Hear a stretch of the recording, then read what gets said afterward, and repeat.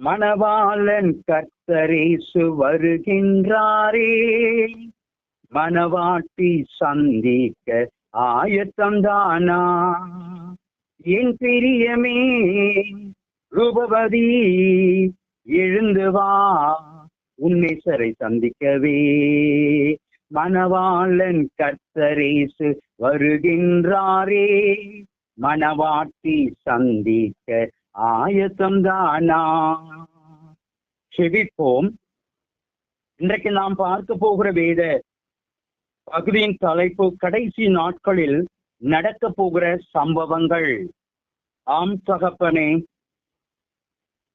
எவ்வேளையோ என் நேரமோ நாங்கள் உடைய வருகைக்காக ஆயத்தமாகிற காலத்தில் இருக்கிறோம்.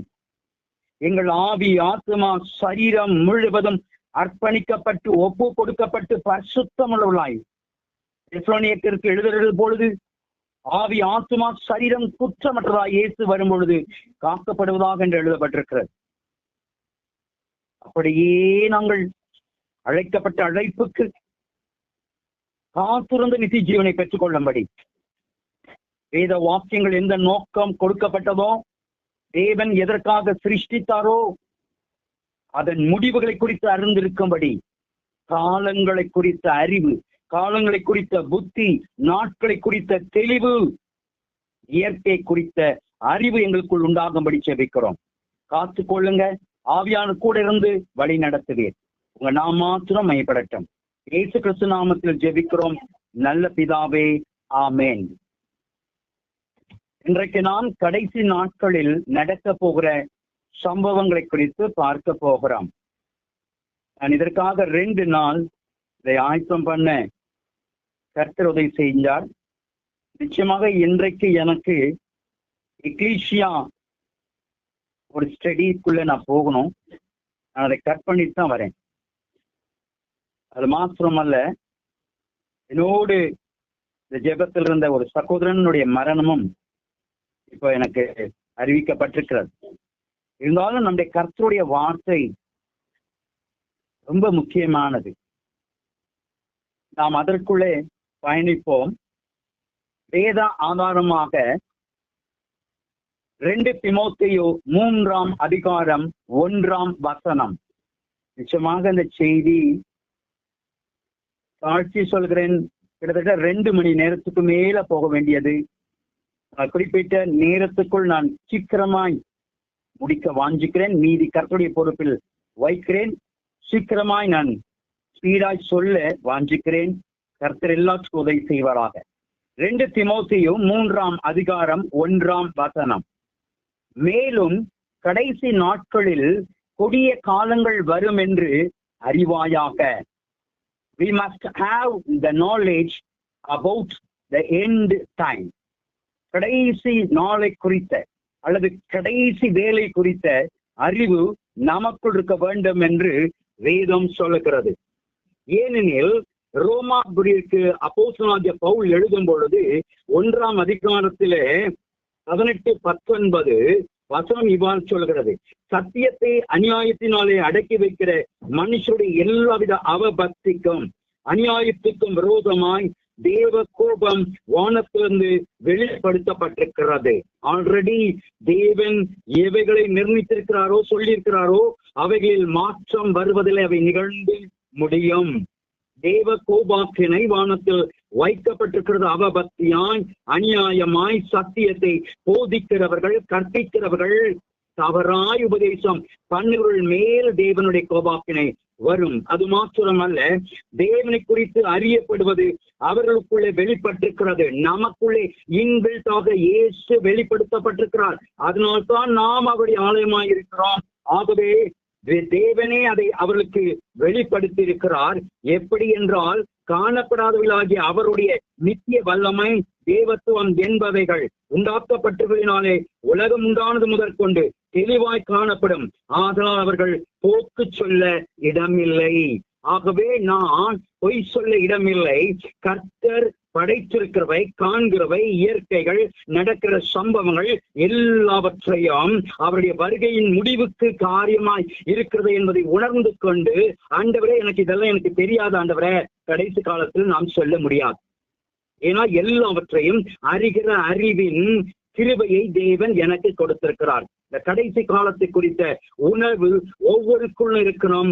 விளையாட்டு அல்ல, அசட்டை அல்ல, அசதி அல்ல, ஏதோ வசனம் வாசித்தோம், படிச்சோம், கேட்டோம் அல்ல. வசனத்தின் ஆழத்துக்குள்ள நாம் போய் நம்மை பரிசுத்தமாக்கிக் கொள்ள வேண்டும். ஆகவே நாம் வாழுகிற இந்த காலம்தான் கடைசி காலம் அல்லது கடைசி நிமிடம். அதனுடைய ஆழம் என்ன? சபை எடுத்துக் கொள்ளப்படும் காலத்திலே நாம் இருக்கிறோம்.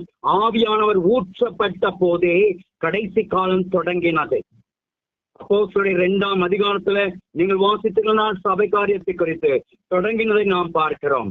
இன்னும் சொல்ல போனவென்றால், ஆழமாய் சொல்ல வேண்டுமென்றால், கல்வாரியிலே இயேசுவின் விலாயிலே குத்தப்பட்ட பொழுது அந்த தண்ணீரும் ரத்தம் வந்ததை அப்பொழுதே சபை ஆரம்பமானது, அஸ்திபாரம் ஆரம்பமானது. ஆகவே காலங்களை நாம் பார்க்கிற பொழுது, நாம் வேதத்தின்படி பார்க்கிற பொழுது 3 வித காலங்களை நாம் வகைப்படுத்த முடியும். ஒன்று இறந்த காலம், அதாவது வேதாகம வார்த்தையின்படி நடந்து முடிந்த நிகழ்வுகள். பழைய ஏற்பாட்டில் நாம் வாசிக்கிறோம். உங்களுக்கு ஏற்கனவே சொல்லுகிறேன், 4000 வருட சரித்திரம் பழைய ஏற்பாட்டில் குறிக்கப்பட்டிருக்கிறது. அவைகள் எல்லாம் நிகழ்ந்து முடிந்தவைகள். இட் இஸ் பாஸ்ட் டென்ஸ், முடிந்தவைகள். நிகழ்காலம், நாம் வாழ்கிற இந்த காலம்தான் நடக்கிற சம்பவங்கள், நடக்க போகிற சம்பவங்கள். வேதத்திலே எழுதி கொடுக்கப்பட்டிருக்கிறபடி புதிய உடன்படிக்கையினுடைய வேத பகுதியின் காரியங்கள், இயேசு கிறிஸ்துவினுடைய காரியங்கள் எல்லாவற்றையும் நாம் இந்த நிகழ்காலத்துல கடைபிடிக்க வேண்டியதா இருக்கிறோம். அடுத்தது வரப்போகிற ஒரு எதிர்காலம் இருக்கிறது, நடக்க இருக்கிற அந்த கொடிய சம்பவங்கள். அதிலே நாம் எதிர்கொள்ள போகிற இந்த நியாய தீர்ப்பு, இவைகள் அடங்கியிருக்கிற காலம். அவை 3 காலத்தை குறித்து உங்களோடு கூட நான் பகிர்ந்து கொண்டேன். நாம் உலகத்தின் வரலாற்றை பார்க்கும் பொழுது ஏற்கனவே உங்களுக்கு சொன்னபடி முதலாவது உலகம், ஃபர்ஸ்ட் வேர்ல்டு முடிந்து விட்டது. எல்லாருக்கும் எவ்வளவு பேர் அறிந்திருக்கிறோம் என்று தெரியல. நான் எந்த உலகத்தில் வாழ்கிறேன் என்று என்னை கேட்டால், நான் வாழ்கிறது 2வது உலகம். ஆகவே இன்னொரு உலகம் ஒன்று இருக்கிறது, உலகம், 3வது உலகம். அது கர்த்தருடைய ராஜரீகம், கர்த்தரோடு இருக்க போகிற உலகம், நித்திய ஜீவனுக்கு இருக்கிற ஒரு உலகம் வரப்போகிறது. ஆகவே நாம் வாழுகிற இந்த உலகம் 2வது உலகம். நாம் இருக்கிற உலகம் 2வது உலகம். அடுத்தது 3வது உலகம், வரப்போகிற உலகம். இதற்குத்தான் நாம் ஆயத்தமாக போகிறோம். அது கர்த்தருடைய வருகை நாள். உலகத்திலே 3 வித கூட்டத்தார் இருக்கிறார்கள். ஒரு சின்ன எக்ஸ்பிளேஷன் கொடுத்துட்டு நான் போகிறேன். ஒன்று யூதர்கள். இப்பொழுது நீங்கள் எசையாவில வாசிங்களே, யாக்கோபை குறித்து, இஸ்ரவேலை குறித்து அழைப்பின் ஜனங்கள் யூதர்கள். 2வது கிறிஸ்துவை சொந்த இரட்சகராய் ஏற்றுக்கொண்ட கிறிஸ்தவர்கள். 3வது புறவினத்தார் கூட்டம். இந்த ரட்சிப்புக்குள் வராதவர்கள், நாத்திகர்கள், மற்ற மதவாதிகள், சத்தியத்தை மறுதளிக்கிறவர்கள், பல வழிபாடுகள் இருக்கிறவர்கள். இந்த 3 கூட்டத்தார் உலகத்தில் இருக்கிறார்கள். இவர்களுக்கும் கடைசி காலத்துல வாழ்கிறவர்களா இருக்கிறார்கள். அவை 3 உலகங்களை நாம் இப்பொழுது பார்ப்போம். அதன் முடிவுகள் எப்படி ஆனது என்பதை நாம் பார்ப்போம். முதலாவது உலகம் படைப்பிலே பூமியை தேவன் நேர்த்தியாக படைத்தார். முதலாவது நீங்கள் புரிந்து கொள்ள வேண்டியது, உலகம் என்பது வேறு, பூமி என்பது வேறு. உலகம் என்பது மனிதர்களை குறிக்கிறது. மனிதன் உருவாக்கின உலகம் இது.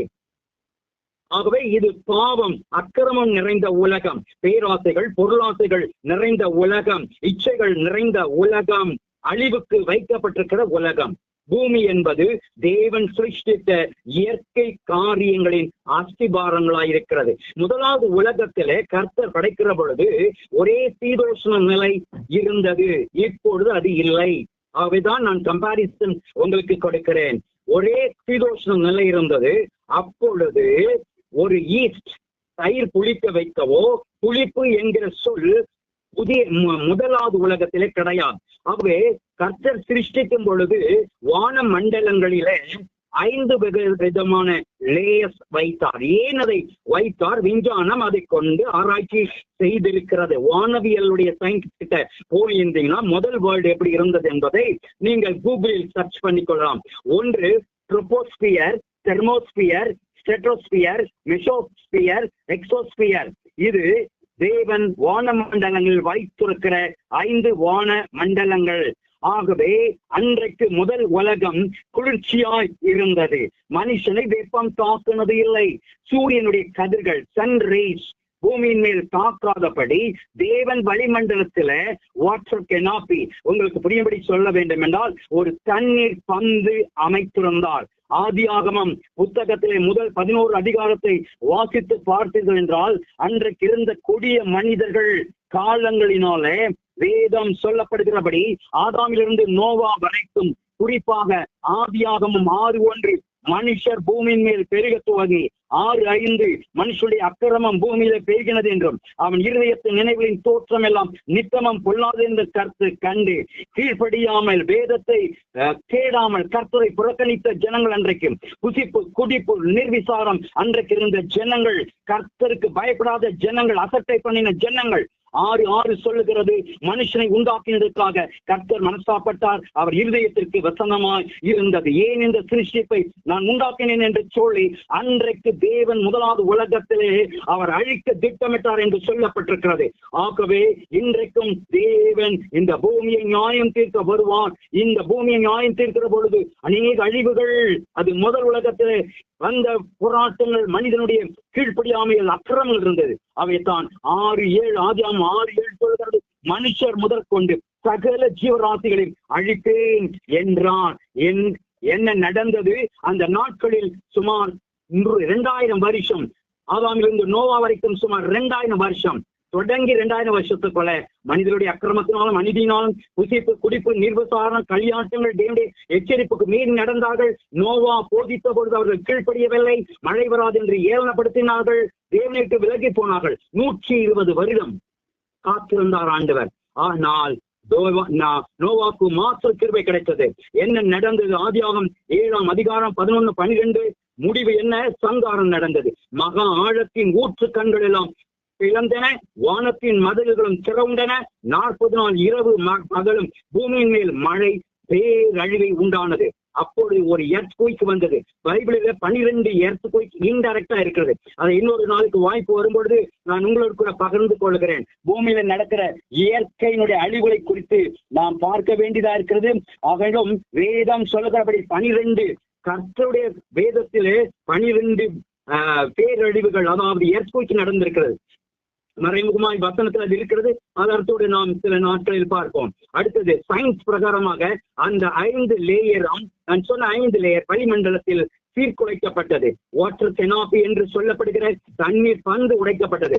அன்றிலிருந்து இயற்கை சீர்கேடு உருவானது.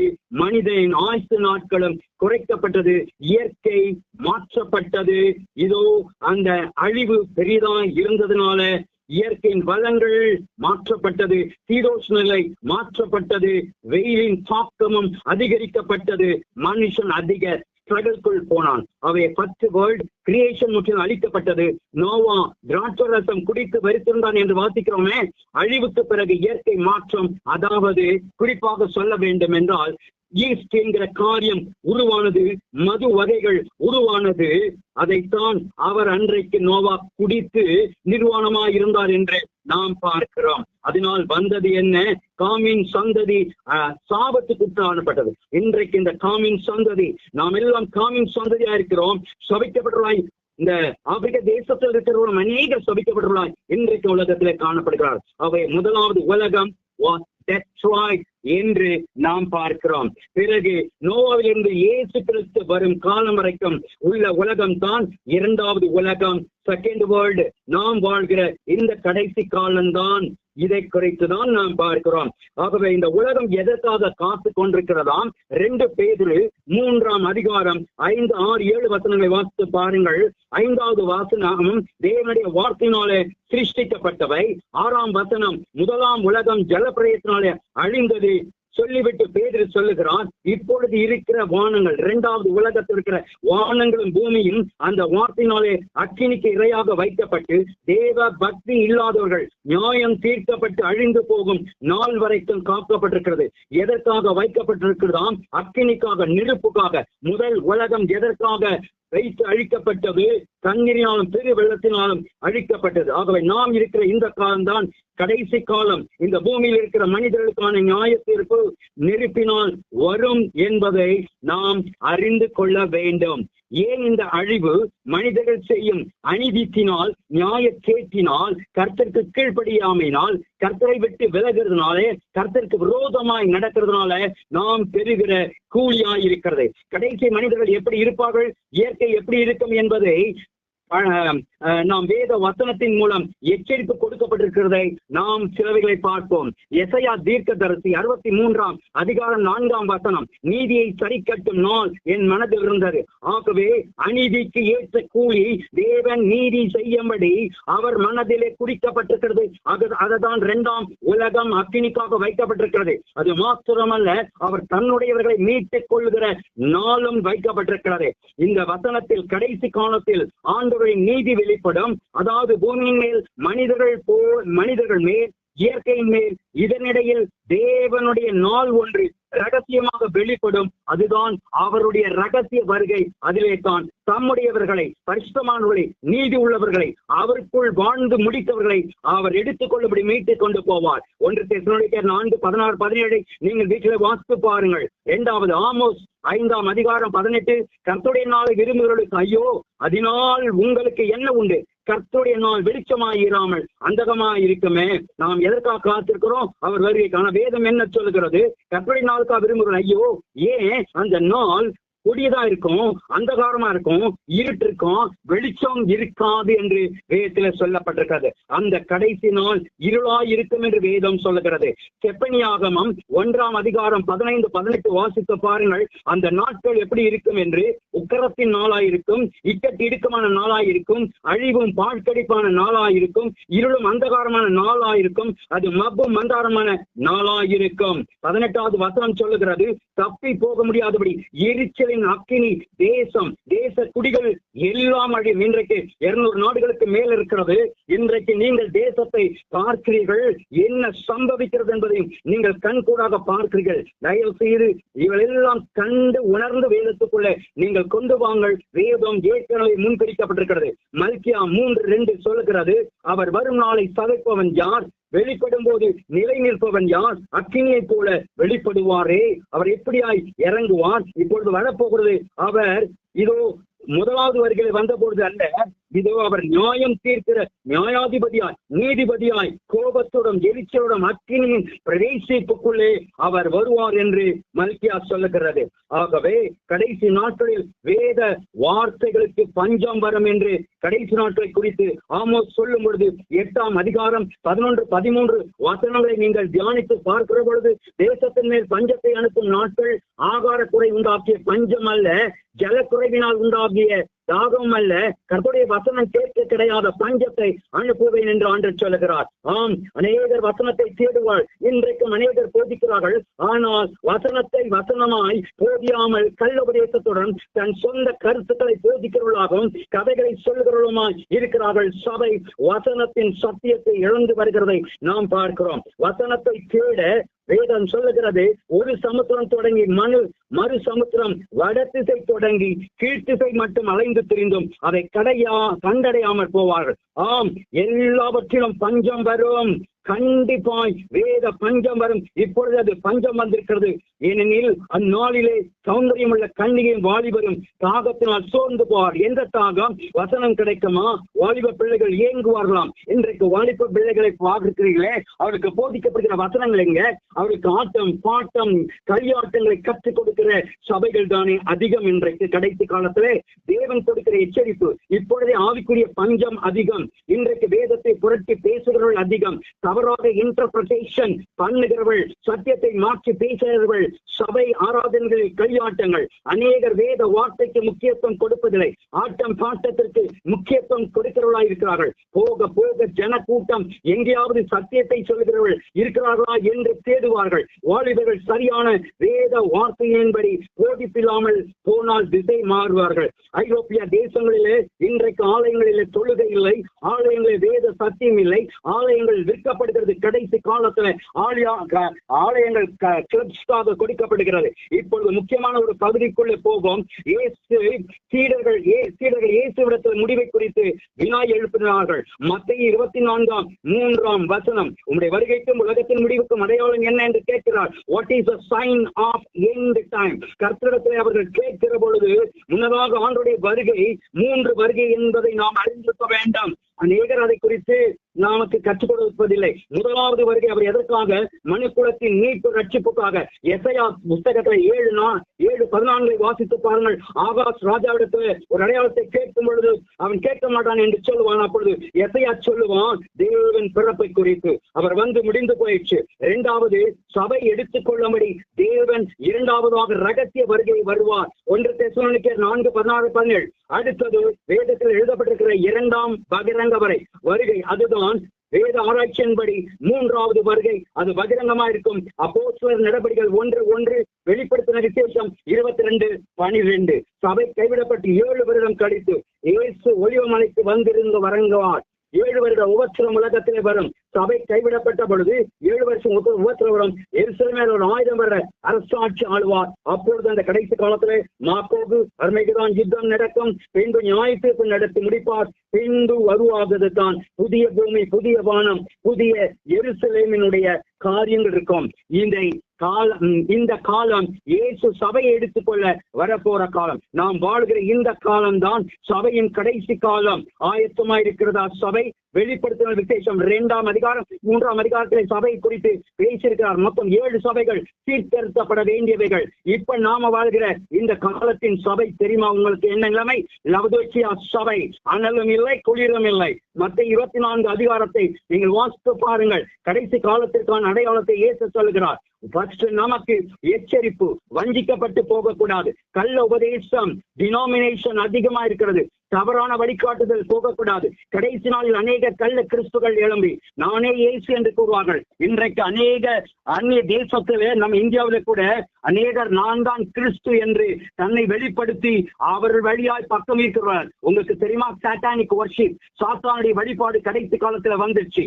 அவை அநேக பொய்க்கம் மாய்மானமான காரியங்கள் இன்றைக்கு போதிக்கப்படுகிறது. 2வது யுத்தங்களின் செய்தி. இன்றைக்கு நாம் வாழும் காலத்தில் அநேக யுத்தங்களை பார்க்கிறோம். நடந்து கொண்டிருக்கிற யுத்தங்கள், ரஷ்யா உக்ரைன் 3 வருஷம் மேல ஆயிடுச்சு. பலஸ்தீன இஸ்ரேல் அன்னம் அநேக உபத்திரவங்கள், உள்நாட்டு குழப்பங்கள் காணப்படுகிறது.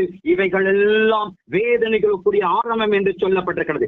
இதுவரைக்கும் 1st world war, 2nd world war நடந்து முடிந்துள்ளது.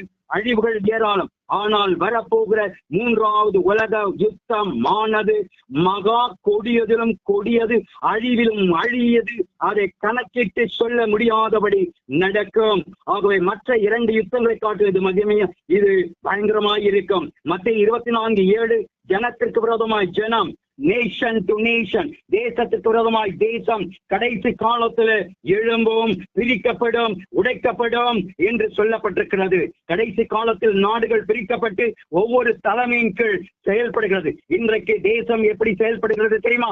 முதலாவது ரஷ்ய தலைமையின் கீழ் மத்திய கிழக்கு நாடுகள், மங்கோலியர்கள். சங்கீதம் வீட்டிலே வாசித்து பாருங்கள், 83ஆம் சங்கீதம் அங்கு கொடுக்கப்பட்டிருக்கிறது. பெலஸ்தியர், ஜோர்டான், இப்படி பல காரியங்கள் அங்க சொல்லப்பட்டிருக்கும். பழைய பேரு அன்றைக்கு சொல்லப்பட்ட பேர்கள் இன்றைக்கு இருக்கிறது. அதுதான் நீங்கள் வாசிக்கிற சிரியா, ஜோர்டான், இப்படிப்பட்ட காரியங்கள். வடகொரியா, இந்தியா, சில உட்பட நாடுகள் ரஷ்யா தலைமையிலே இருக்கிறது. 2வது ஐரோப்பா தேசம் முழுவதும் ஒன்றிணைந்த நாடுகள் என்று சொல்லப்பட்டிருக்கிறதை நாம் பார்க்கிறோம். 3வது இஸ்ரேல் நாடு தனித்திருக்கிறது. நாம் வாழ்கிற இந்த காலத்திலே இவைகள் நிறைவேற்றப்பட்டிருக்கிறது. அடுத்ததாக பஞ்சங்கள். இன்றைக்கு ஆப்பிரிக்கா தேசத்திலே பஞ்சங்கள்,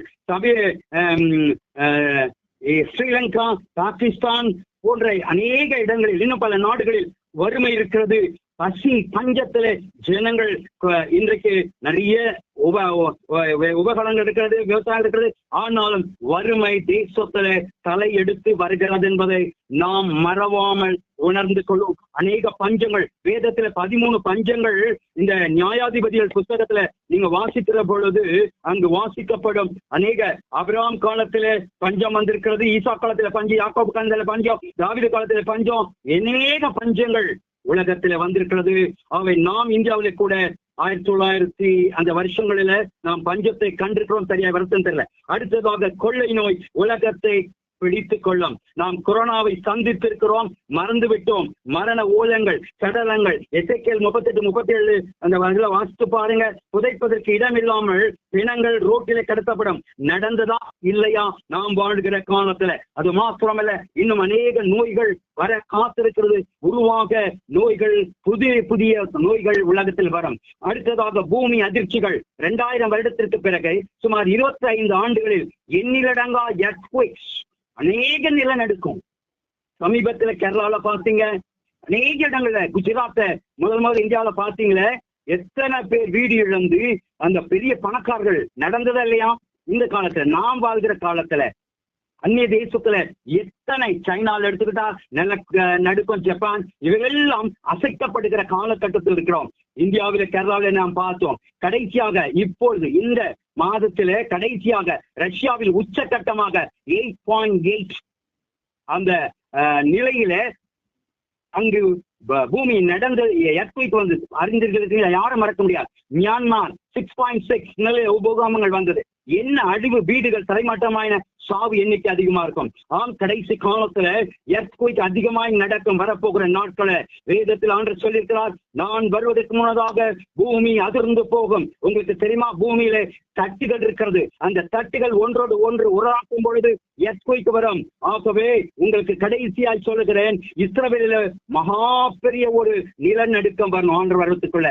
அதுதான் கடைசி நிலநடுக்கமா இருக்கும் என்று வேத வல்லுநர்கள் சொல்கிறார்கள். அடுத்ததாக உலகத்திலே கிறிஸ்தவர்கள் துன்பப்படுத்துவார்கள். அடுத்ததாக கிறிஸ்துவை காட்டிக் கொடுப்பார்கள். கள்ள தீர்க்கதரிசிகள் எழும்புவார்கள். அக்கிரம் மிகுதியாக அன்பு தணிந்து போகும். கடைசி காலத்தில் எப்படிப்பட்ட மனிதர்கள் இருப்பார்கள் என்று 2 தீமோத்தேயு 3:7 வரைக்கும் நீங்கள் வாசிக்கிற பொழுது, தற்பிரியராயும், பணப்பிரியராயும், வீம்புக்காரராயும், அகந்தையுள்ளவர்களாயும், தூஷிக்கிறவர்களாயும், தாய் தகப்பன்மார் கீழ்ப்படியாதவர்களாயும், நன்றி இல்லாதவர்களாயும், பரிசுத்தமற்றவர்களாயும், அன்பில்லாதவர்களாயும், இணங்காதவர்களாயும், இச்சடக்கம் இல்லாதவர்களாயும், கொடுமையுள்ளவர்களாயும், நல்லோரை பாய்க்கிறவர்களாயும், தேவபக்தியற்றவர்களாயும், பாவங்கள் நிறைந்தவர்களாய், பற்பல இச்சைகள் உள்ளவர்கள், சத்தியத்தை உணராதவர்கள், பெண் பிள்ளைகள் வசப்படுத்துகிறவர்கள், அவதூறு செய்கிறவர்களாயும், துரோகிகளாயும், துணிகரம் உள்ளவர்களாயும், இருமாப்புள்ளவர்களாயும், தேவ பிரியர்களாயும், சுகபோகமாய் இருப்பார்கள். இன்றைக்குரிய பிள்ளைகள் எல்லாம் களியாட்டங்கள், இச்சைகள், வஸ்திரங்களை பாருங்க, ட்ரெஸ் பாருங்க, ட்ரெஸ் கோட் எல்லாம் மாறியாச்சு.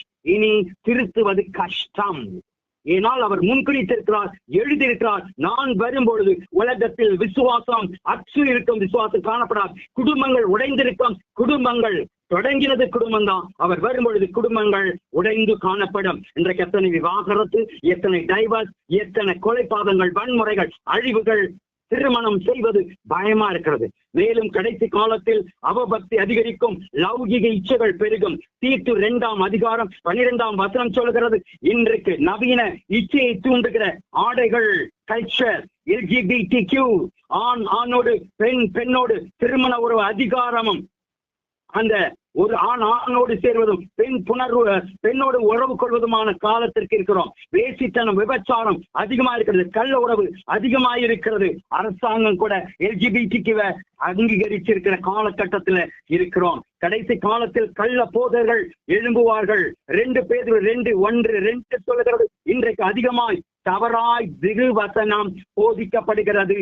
குறிப்பாக வருகை கிடையாது என்று ஒரு கூட்டம் ஒருவர் ரட்சிக்கப்பட்டால் போதும், எப்படியா வாழலாம் என்று, ஒன் சேவ் எவர் சேவ்டு என்று சொல்லப்பட்டிருக்கிறது. வேதத்தில் சொல்லாத கருத்துக்கள் பரப்பப்படுகிறது என்பதை குறித்து நாம் கவனமா இருக்க வேண்டாம். அவை வசனம் சொல்றது, உங்களுக்குள்ளே கள்ள போதர்கள் இருப்பார்கள், அவர்கள் கேட்டுக்கு ஏதுவான வேத பொருட்கள் செய்வார்கள், அவர்களால் மற்றும் கெட்ட நடக்கைகளால் சத்திய மார்க்கம் தூஷிக்கப்படும். உலகத்தில் ஒரு கிறிஸ்தவன் தவறானவனாக இருந்தால் கேட்கப்படுகிற கேள்விகள் உங்களுக்கு தெரியுமே. நீ எல்லாம் ஒரு கிறிஸ்தவனா? சிந்திப்போம். கடைசி காலத்தில் தேவனுடைய வருகை எப்படி இருக்கும்? 2 பேதுரு 3:10 சொல்கிறது, கர்த்தருடைய நாள் இரவிலே திருடன் வருகிற விதமாய் வரும். அப்பொழுது வானங்கள் மடமட என்று அகன்று போகும், பூதங்கள் செத்து உருகி போகும், வெந்து உருகி போகும், அதில் உள்ள கிரிகள் எல்லாம் எரிந்து அழிந்து போகும். இப்பொழுது இருக்கிற நிலைமைகள் சுத்திகரிக்கப்படும், எல்லாவற்றுக்கும் முடிவை ஏற்படுத்துவார், அவராலே எல்லாம் அழிக்கப்படும் என்று சொல்லப்பட்டிருக்கிறது. இயற்கையின் பேரிடர்கள் அதிகமாகும் கடைசி காலத்துல. சுனாமியை நாம் பார்த்தோம், அதிலே அழிவு எவ்வளவு என்பதை நீங்கள் பார்த்தீர்கள். பல லட்சம். இயற்கை வினோதமாக காணப்படும். எல்லாம் நாம் எதிர்பார்க்கிற சாதனம் இராது. இனிமே பயங்கரமான நிலாதிர்கள் வரும், கடல் நீர்மட்டம் உயரும், தீவுகள் போல நாம் வாழும் இடங்கள் மாறும், பனிப்பாறைகள் உருகி வருகிறது.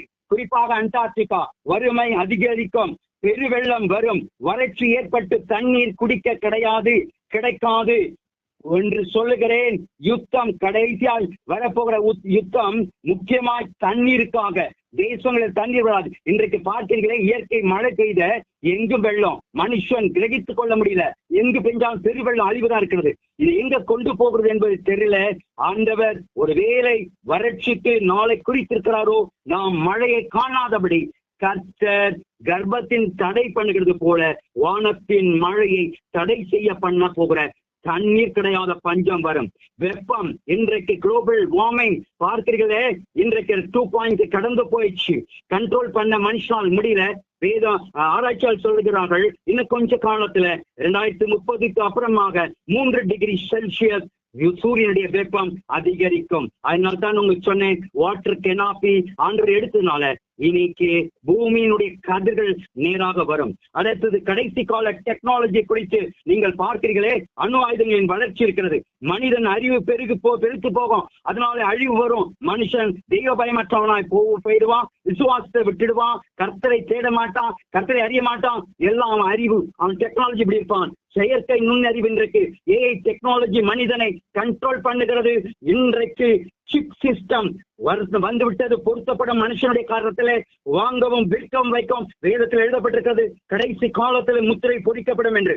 ஆளில்லா விமானங்கள், வாகனங்கள், ட்ரோன்ஸ் இன்றைக்கு பயன்படுத்தப்படுகிறது. ட்ரெயின் கூட ஆள் இல்லாமல் ரன் பண்ண ஆயத்தமாயிருக்கிறது. மனிதர்கள் வேலை வாய்ப்பை பெற முடியாமல் தவிப்பார்கள் என்றால் ஏஐ டெக்னாலஜி எல்லாம் உலகத்தை கண்ட்ரோல் பண்ணும். ஏஐ டெக்னாலஜி கேட்கும் பொழுது நான் கடைசியில் மனிதனை கொள்ளுவேன். யுத்தத்துக்கு இன்றைக்கு ட்ரோன்ஸ் டெக்னாலஜி பயன்படுத்தப்படுகிறது. மருத்துவ காரியங்கள் அதிகரிக்கும். நோய்களின் தீவிரத்தால் செலவினங்கள் மலையை போல் உயரும். யோவான் 2:2 வாசித்து பாருங்கள். யோவேல் 2ஆம் அதிகாரம் 2 வாசித்து தொடர்ந்து வாசித்து பாருங்கள். யோவேல் 2:2-5 வரைக்கும் வாசித்து பார்த்தீங்கள் என்றால் ஏராளமான பலத்த ஒரு ஜாதி தீவிரமாக பரவும்.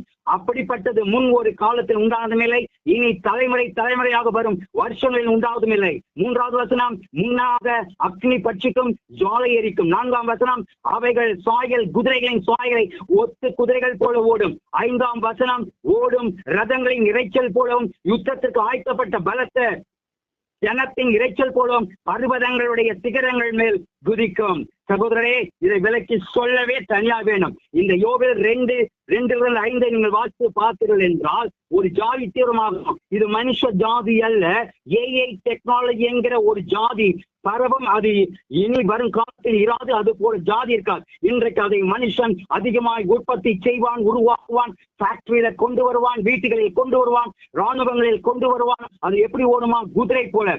அன்றைக்கு இருந்த குதிரைப்படை, காலப்படை, யானைப்படை இதெல்லாம் இனிமே வேலைக்கு ஆகாது. இனி அக்னி பட்சிக்கிறபடி, எரிக்கிறபடி நெருப்பு தான் இன்றைக்கு உலகத்தை ஆளுகை செய்யும். யுத்தம் அப்படி இருக்கும். ஆகவே அதை ஒரு பொருள் இனி மனுஷன் கண்டிருக்க மாட்டான். பலத்தை இறைச்சல் போல இருக்கும். பர்வதங்கள் சிகரங்கள் மேல் அது குதிக்கும். ஆம், ஒரு நாட்டிலிருந்து ட்ரோன் அனுப்பினால் இன்னொரு நாட்டின் மேல் அது வந்து பறக்கும். ஆகவே 6ஆம் வசனம், ஜனங்கள் நடுங்குவார்கள். இதுதான் கடைசி காலத்தில் உருவாகி வருகிற ஏஐ டெக்னாலஜி. ட்ரோன்ஸ் பயங்கரமான ஆயுதங்கள் யுத்தத்தில் பயன்படுத்தப்படும். கடைசி காலத்தில் அணு ஆயுதங்கள் பயன்படுத்தப்படும் என்று சொல்லப்பட்டிருக்கிறது. நான் இதோடு அந்த குறிப்பிட்ட நேரத்தை நிறுத்துகிறேன். வாய்ப்பு கிடைக்கும் என்றால் சனிக்கிழமை எடுக்கும் பொழுது இந்த மிச்சத்தை நான் உங்களோடு பகிர்ந்து கொள்கிறேன். ஏன்னா அந்தி கிறிஸ்து எப்படி வரப்போகிறோம், இன்னைக்கு தேசம் ஐரோப்பாவை குறித்த தேசங்களோடு கூட பகிர்ந்து கொள்ளணும். இன்னும் அதிக காரியங்கள் இருக்கிறது. அதனால்தான் நான் சொன்னேன், வேதம் கிட்டத்தட்ட 2 மணி நேரத்துக்கு மேலும் ஆகும். இதோடு நிறுத்திக் கொள்கிறேன். கடைசி காலம் பயங்கரமாய் இருக்கும். ஆகவே ஆயத்தமாகும். கர்த்தருக்கு நாம் பயப்படுவோம். கர்த்தர் வருவதற்கு ஆயத்தமாகிறார். கர்த்தர் தன் ராஜ்யத்தை நிறுவ வரப்போகிறார். கர்த்தர் வரும் நாளை நாம் எதிர்நோக்கி பரிசுத்தத்திலும் நீதியிலும் தேவ பயத்திலும் காத்திருப்போம். கர்த்தர் நம்மை அவரோடு கூட என்றென்றைக்கும் எடுத்துக் கொள்ளும்படி ஆயத்தமாகும். பரிசுத்த ஜீவியம் நம்மோடு இருக்கட்டும். கர்த்தருக்கு சித்தமானால் மீண்டும் தொடர்ந்து அடுத்த நிலையிலே பார்ப்போம். கர்த்தருக்கு மகிழ்ந்ததாக கொடுத்த வாய்ப்புக்காக கிருபைக்காக நான் சலமோன் ஐயாவுக்காக மற்றவர்களுக்காக நன்றி செலுத்துகிறேன். ஆமீன், ஆமீன், ஆமீன், ஆமீன், ஆமீன். சோத்திரம். கர்த்தர் நல்லவர். உண்மையாகவே அமல்நாதனுடைய செய்திகள் உண்மையாக நமக்கு ரொம்ப